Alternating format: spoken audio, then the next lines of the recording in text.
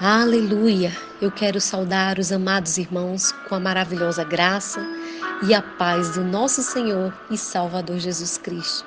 Mais um dia e mais uma oportunidade que nos dá o Senhor de falarmos do seu amor e dos cuidados do nosso Pai para com cada um de nós. Quero convidar você a, junto comigo, meditarmos na poderosa Palavra de Deus em nome de Jesus. Eu me chamo Anne e sou do Rio Grande do Norte. E saiba que onde quer que você esteja agora, esta palavra vai correr de encontro até você e cumprirá o propósito para o qual ela foi enviada, em o nome de Jesus. Sabe por quê? Porque esta palavra é viva e eficaz. Aleluia! Então abra o seu coração, deixe o Espírito de Deus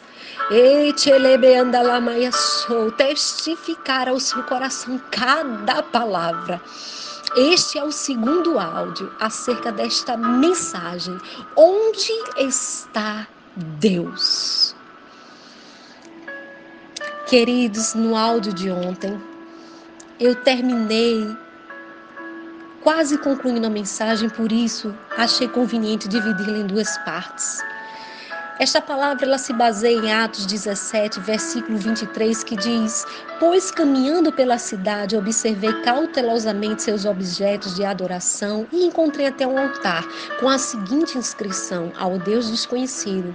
Ora, pois é exatamente este a quem cultuais em vossa ignorância, que eu passo a vos apresentar. Queridos, falei para você do contexto histórico, das dificuldades que Paulo encontrou com aquele povo de Atenas. A crença errada estabelecida por essas pessoas, entre eles os epicureus e os estoicos, fizeram com que Paulo encontrasse muita dificuldade ao pregar as boas novas de Jesus Cristo e a ressurreição. Mas vendo ele naquele lugar, um altar, sem ídolo e com essa descrição ao Deus desconhecido, ele aproveitou aquela oportunidade para falar de um Deus que eles não conheciam de fato. E eu disse no áudio de ontem que uma das coisas difíceis que encontramos no dia de hoje são pessoas com a mente cauterizada ou com uma crença estabelecida errada. Pessoas que acreditam que o que elas falam está certo e por isso o coração delas não se abre para a palavra de Deus. Vemos que a nossa maior dificuldade, nós evangélicos, é de pregar, por exemplo, para um católico que acha que nós fazemos a acepção deles ou que nós não aceitamos aquilo, vamos dizer, não aceitamos que eles sejam católicos, mas nós amamos o povo católico. Porém, nós refutamos o que a Bíblia chama de adoração a ídolos. Então, queridos, essa palavra não é para agredir a sua fé, mas é para trazer libertação para você, porque tudo que tem na Bíblia evangélica tem na Bíblia católica. E por isso, as palavras que eu for falar para você, por favor, anote. Não precisa você mudar de religião. Eu não estou falando de placa de igreja. Eu estou falando de Jesus Cristo. Basta que você aceite a verdade e que você continue onde você estiver. Não tem problema. Quem vai fazer a obra na sua vida é o Espírito Santo de Deus, não é pessoas. Amém? E por isso eu oro agora. Em nome de Jesus Cristo, o Espírito Santo, pedindo o teu auxílio a cada irmão e a cada irmã minha, que porventura for, Senhor, de outra denominação, de outra fé, Pai, que o teu Espírito venha, Senhor, quebrando fortalezas do teu adversário, todo pensamento opositor construído nesta mente. Entregamos agora esta mente cativa a Jesus Cristo para que o teu poder o convença do que precisa ser convencido para a glória de Deus Pai. Amém. Queridos, quando nós falamos de crença ou de fé, estabelecida de uma maneira errada. Precisamos compreender que essas fortalezas, como diz a palavra do Senhor em 2 Coríntios 10:4, elas precisam ser destruídas. E nós precisamos nos abrir para a verdade. Nós precisamos ler a Bíblia para compreender o que a Bíblia diz e não ficar só com informação que a igreja nos repassa. Nós precisamos ter o contato direto com esse Deus, porque jamais poderemos conhecê-lo se nós não lermos a sua palavra. Lá no livro de 1 Coríntios, capítulo 2, no versículo 14, diz que o mistério que estava oculto nos foi revelado. O mistério que outrora estava oculto foi revelado. O versículo 7 diz: falamos da sabedoria de Deus, do mistério que estava oculto, o qual Deus preordenou antes da origem das eras para a sua glória. E diz que este Espírito, ele se apresenta a nós. Este Espírito revela as coisas àquele que busca.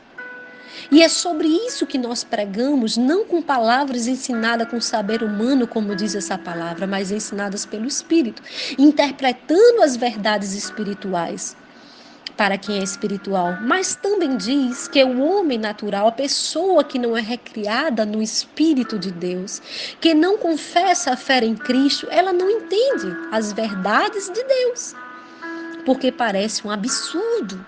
E não são capazes de discernir, porque só são discernidas espiritualmente. E olha, uma das coisas que Paulo encontrou naquele povo foi a dificuldade da religiosidade deles.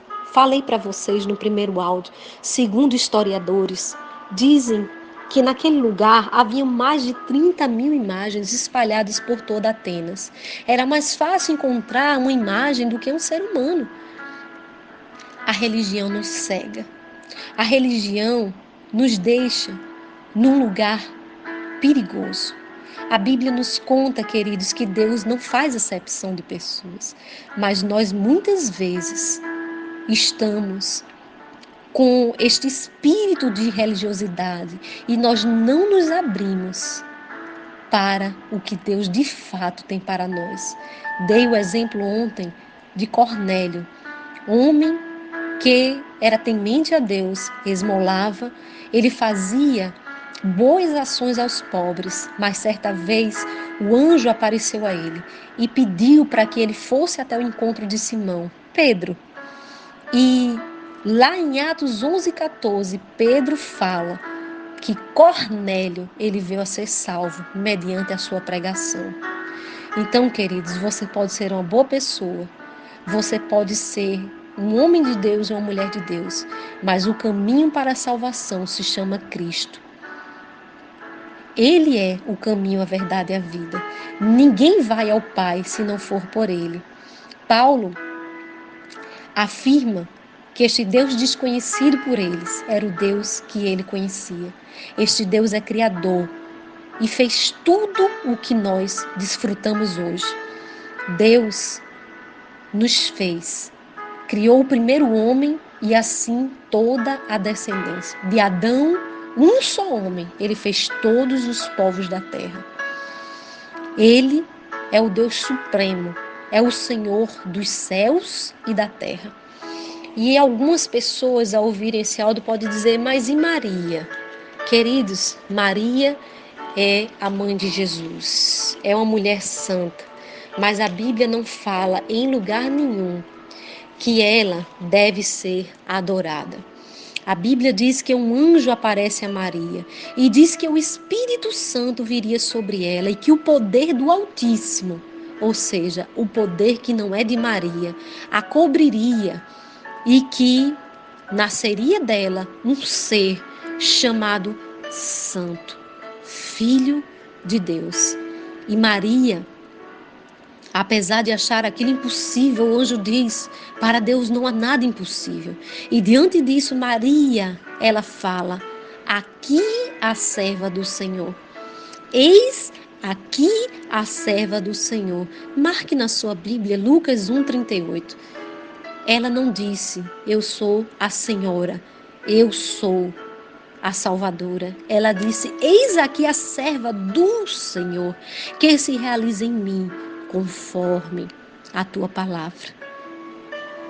E a Maria criou Jesus, emprestou o seu ventre para Deus, gerou o Cristo, mas ela não morreu na cruz.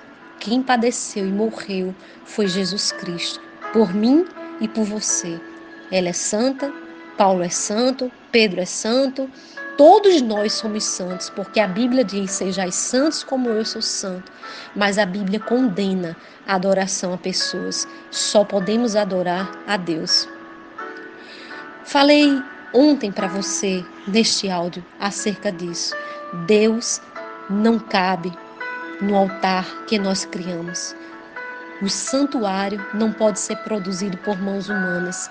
O próprio Jesus refez para nós.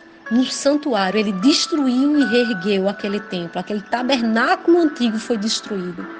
E ele fez agora um novo tabernáculo. E este santuário, onde habita o Altíssimo, está hoje dentro de nós. E nós, mediante Cristo Jesus, podemos adentrar no Santo dos Santos e falarmos com Deus, porque o véu foi rasgado. Para isso, precisamos compreender o sacrifício de Cristo. Este Deus não pode ser servido por ninguém. Ele é o Deus que preserva a minha vida e a sua vida. Ele concede vida a todas as pessoas. E eu quero prosseguir de onde eu parei. Diz que Ele dá o fôlego de vida. Queridos, a Bíblia diz que nele vivemos, nos movimentamos e existimos. Você respira porque Deus te deu ar. Você se move porque Deus te dá graça, porque Deus tem misericórdia de você. E você está vivo e de pé porque Deus tem misericórdia de você. E sabe que um daqueles filósofos, ele pensava justamente que não haveria céu. E isso faz muitas vezes as pessoas aproveitarem a vida aqui e achar que vão ter tempo suficiente. Elas nunca pensam que vão morrer. E elas não param para pensar onde elas vão passar a sua eternidade, porque muitas delas nem acreditam que existe céu. Então, querido, se você é uma dessas pessoas que tem esse pensamento, saiba que o céu ele é real. Se você disser, como é que você prova? Alguém já falou com você de lá? Eu digo a você que tem um Jesus que está assentado lá e que me assentou junto com ele nas regiões celestiais. E que esse Jesus, ele nos faz ter acesso e experimentar este Deus que eu falo para você. E isso só se é possível viver mediante a fé. Algumas pessoas também acham que a vida é marcada por um destino cego e que nada pode ser mudado. E eu digo para você, tem jeito para você. Deus pode mudar a tua vida, o teu destino, o teu futuro. Aleluia, porque Ele escreve nova a tua história. Quando você se entrega nas mãos de Deus, algo sobrenatural acontece. A Bíblia diz que o próprio Paulo falou, Deus não está distante de nenhum de nós. Deus assim procedeu para que a humanidade buscasse, provavelmente como que tateando, mas pudesse encontrá-lo. E eu digo, quem busca, achará. Ainda que você não entenda onde está Deus, quem eu sou nele, eu digo a você, ele está bem perto de você. E se você acreditar, você verá a glória de Deus. Você desfrutará do que Ele preparou para você. Romanos 10, a partir do versículo 8, diz que a palavra está perto de ti, da tua boca e do teu coração. A palavra da fé que estou pregando. A fé, ela vem pelo ouvir e ouvir pela palavra de Cristo. E se com tua boca você confessar que Jesus Cristo é o Senhor, Jesus é o Senhor, e você acreditar no seu coração que Deus o ressuscitou dos mortos, ele não está numa cruz pregado, aleluia, aleluia, ele não está mais sofrendo, aleluia, mas ele está à direita de Deus e ele intercede por mim e por você. Você será salvo se você assim crer, porque é com o coração que você crê que Deus te justifica e é com a tua boca que você fala dessa salvação, que você diz: Cristo é o meu Senhor. E a Bíblia diz que todo aquele que crê não será decepcionado. Haverá o dia do juízo, onde nós prestaremos conta da nossa vida diante de Deus. E este Deus, Ele quer te abençoar ricamente. Ele abençoa todos quanto invocam o seu nome. Todo aquele que invocar o nome do Senhor será salvo. E eu quero dizer que esta palavra que Paulo pregou diz que nós somos criação de Deus e que é Ele que nos gera. É Ele que nos gera. É Deus que nos gera. Somos seus descendentes. Queridos, nós não podemos gerar um Deus. Eu dei o exemplo de um feriado de 12 de outubro de 1717, no Rio Paraíba, onde foi achada e pescada a imagem de Aparecida, que se diz protetora do Brasil, e que essa imagem ela veio a ser restaurada uma vez. Como alguém que pode proteger o Brasil precisa ser protegida, ser restaurada, ser feita pela mão de pessoas. Queridos, saia da ignorância. Viva uma vida pela fé em Cristo Jesus. Ninguém pode gerar a Deus. É Ele que dá o dom da vida. Toda boa dádiva e dom perfeito vem dele. Vem do alto, descendo do Pai das luzes, e nele não há sombra de variação. Jesus, ele nos gera pela palavra. Quando nós cremos que ele é o nosso Senhor, ele vem fazer morada em cada um de nós. Esta palavra também diz que Deus não leva em conta o tempo da ignorância. Considerando que somos geração de Deus, não devemos acreditar que a divindade possa ser semelhante a uma imagem de ouro, de prata ou de pedra, esculpida pela arte e idealização humana. Em épocas passadas, Deus não levou em conta esta falta de sabedoria, mas agora ordena que todas as pessoas, em todos os lugares, acheguem ao arrependimento. Olha, queridos, Deus não leva em conta o tempo da ignorância. Sabe, Deus deseja que as pessoas saiam da ignorância e que reconheçam o que Ele é. A Bíblia diz que é o conhecimento da verdade que nos liberta. Então, que você possa ser convencido pelo Espírito Santo de Deus e que você manifeste arrependimento genuíno e verdadeiro. O arrependimento, ele envolve a mentalidade.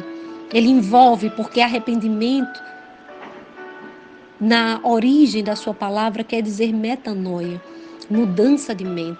Lá em Romanos 12 diz isso, que nós devemos apresentar o nosso corpo como um sacrifício vivo, santo e agradável a Deus, que é o nosso culto racional.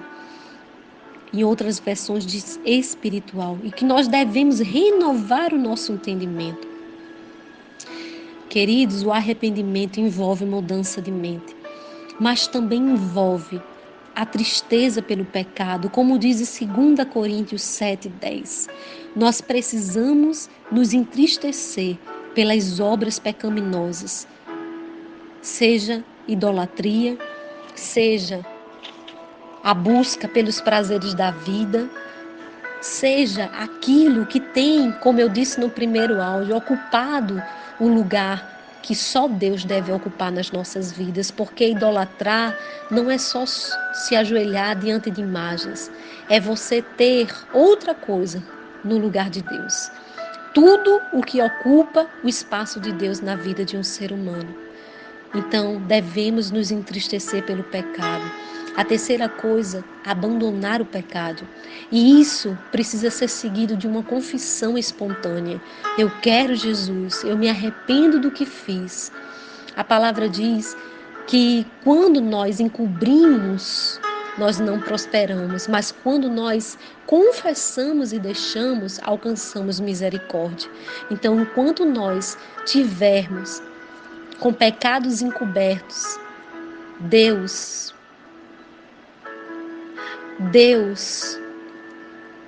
não vai simplesmente perdoar Porque, queridos, para que haja o perdão, não é só necessário você tomar posse do que Cristo fez, mas é necessário você reconhecer a sua condição de pecador, ainda que você não tenha cometido o pecado como o de Adão, que foi da incredulidade, o pecado da desobediência, da falta de fé no que Deus falou. Mas todos nós pecamos e fomos destituídos da glória de Deus, para que, a partir de Jesus, todos nós venhamos a ser justificados pela fé.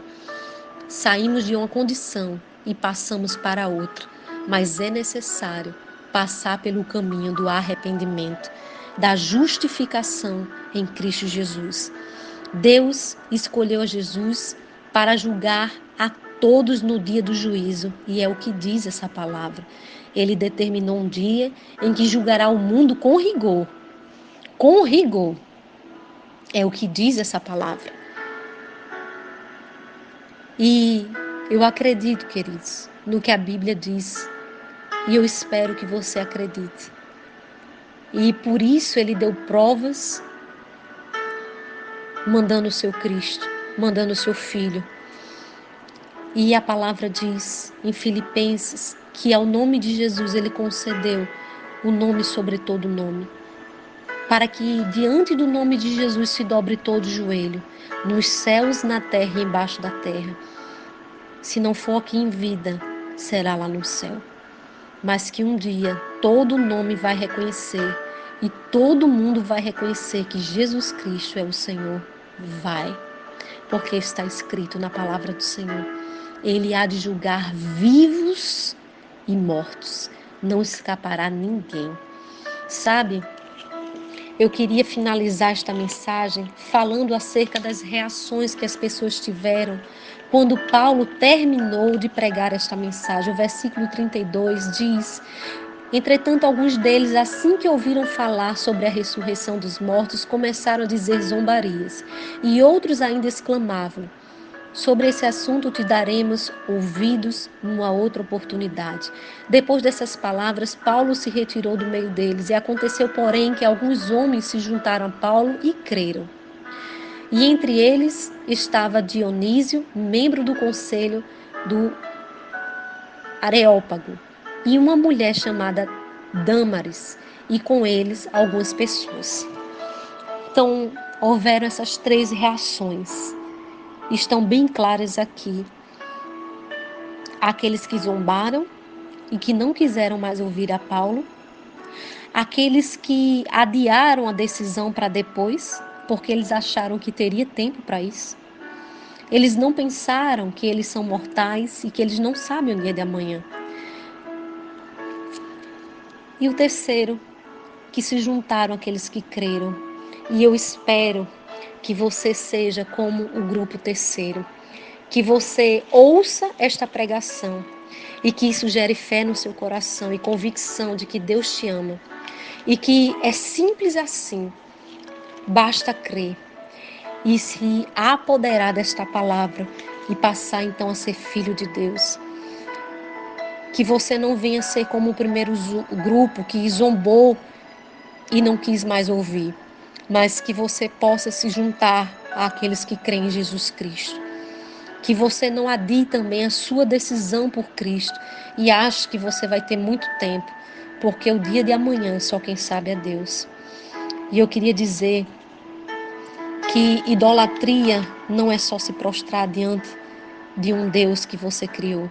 Idolatria, só Deus julga a intenção que está no nosso coração quando o nosso altar está com outro Deus no lugar do Deus verdadeiro.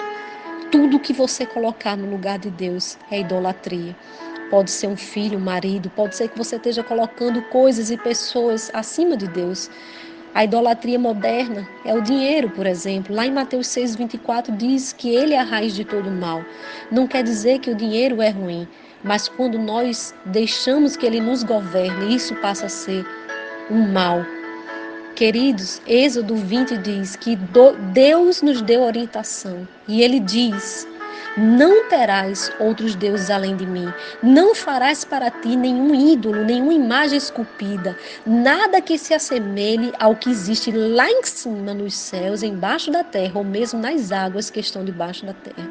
E não te prostrarás diante desses deuses, e não os servirás, porquanto eu, o Senhor teu Deus, sou um Deus ciumento, que puno a iniquidade dos pais sobre os filhos até a terceira e quarta geração dos que me odeiam.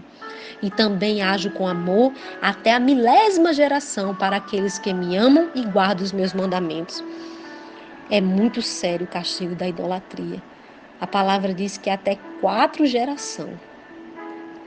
4 gerações Deus castiga quem se prostra e se curva diante de ídolos. Então é muito sério. A palavra nos convida a entender que a adoração hoje que Deus requer de nós, como diz João 4:23, é em espírito e em verdade. E se você não sabia o que está por trás dessas imagens, eu gostaria de te revelar. E para isso eu gostaria que você marcasse na sua Bíblia 1 Coríntios 10:20. Diz: não quero enfatizar que o que os pagãos sacrificam é oferecido, isto sim, aos demônios e não a Deus. E quero que tenhais qualquer comunhão, e não quero que tenhais qualquer comunhão com os demônios. Então, se você se curvava diante de uma imagem, saiba que o que tem por trás disso, se você oferecia confeito, mel, tem gente que faz oferendas, saiba que é a demônios que você cultua e não a Deus. É a entidades malignas. Lá em Oséias 4:12 também diz a mesma coisa. Deus estabeleceu princípios e eu espero que você tenha entendido a palavra que foi ministrada e que você compreenda que aqueles que creem em Jesus, Ele dá o direito de ser filhos de Deus. Enquanto você não acreditar em Jesus, você não é filho, você é criatura de Deus. Todos nós somos criaturas de Deus, mas filho é só aquele que tem Ele como pai. E para ser filho de Deus, eu preciso aceitar a Cristo. Que Deus te abençoe, que Deus te guarde, que Deus te proteja e que o Espírito de Deus venha quebrar todo o principado, potestade, espírito dominador e hoste da maldade, que faz com que você se engane. Todo demônio que não permite com que você entenda, compreenda a revelação da palavra de Deus. Que você seja convencido pelo Espírito da verdade. Enquanto eu estiver falando, haja uma ação do Espírito Santo dentro de você, na sua mente, na sua vida. E que este mal venha a ser quebrado no poder do sangue de Jesus Cristo. Assim oro, em nome de Jesus. E eu finalizo respondendo para você: onde está Deus? Onde está Deus? Deus se torna conhecido hoje por mim e por você. Eis que estou convosco todos os dias da tua vida até a consumação dos séculos. Ele está onde você está. Ele vai onde você vai. Onde você chega, Deus chega. Porque Cristo morreu e deu a mim e a você um espírito de excelência. Este espírito é santo. E segundo a palavra de Deus, diz que é o espírito de filho que nos adota como filho. Queridos, o espírito que ele nos dá é o espírito que nos adota como filho. Aleluia! Por intermédio do qual você agora pode chamá-lo de Pai, de Senhor, de Deus meu.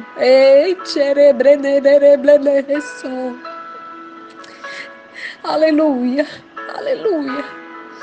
Que você saia dessa escravidão, deste jugo, em nome de Jesus. E que você venha para esta paternidade que Deus te concede mediante o reconhecimento de quem Cristo é.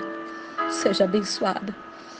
Por onde Deus está, Ele está aí, perto de você, dentro de você.